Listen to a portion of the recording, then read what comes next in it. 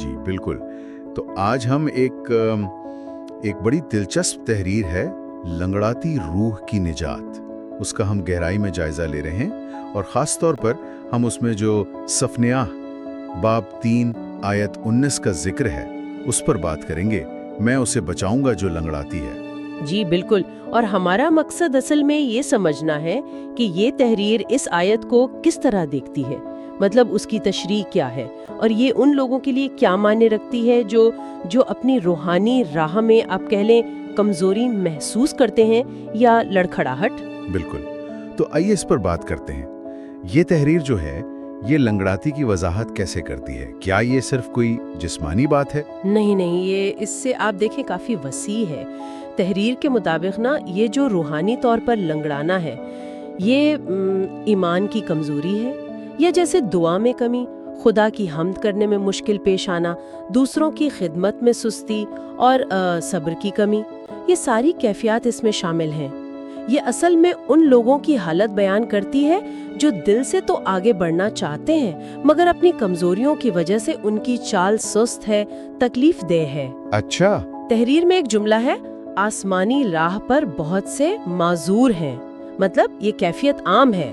तो ये एक तरह की अंदरूनी कश्मकश है। और क्या ये तहरीर ये भी बताती है कि ऐसे लोग वो मायूस भी हो सकते हैं? जी हाँ बिल्कुल।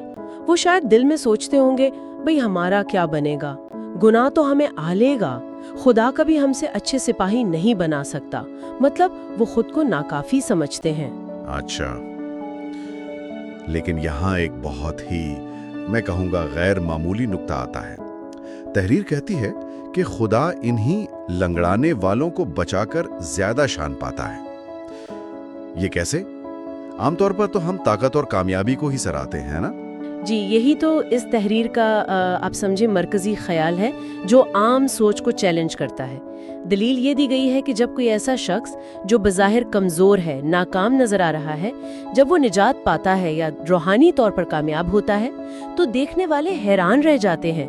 वो सोचते हैं, जैसे तहरीर में मिसाल है, कि ये लंगड़ी औरत दौड़ में कैसे जीत गई, इसे ताज कैसे मिल गया। अच्छा। तब ये बिल्कुल वाज़ेह हो जाता है कि ये कामयाबी इस शख्स की अपनी काबिलियत या ताकत से नहीं मिली, ये तो सरासर खुदा का फजल है, उसकी कुदरत है, और इस तरह से खुदा की शान ज्यादा जाहिर होती है। सही। तो ये निजात को मतलब जाती काबिलियत से हटाकर मुकम्मल तौर पर खुदा के फजल से जोड़ने का एक तरीका है। बिल्कुल। निजात कोई कमाई जाने वाली चीज नहीं है, ताकत से हासिल नहीं होती, ये एक तोहफा है।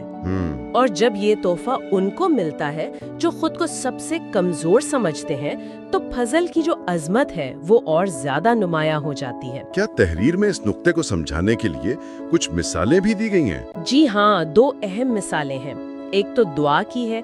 तहरीर में एक दुआ शामिल है जहाँ एक शख्स अपनी सारी कमजोरियां मानता है।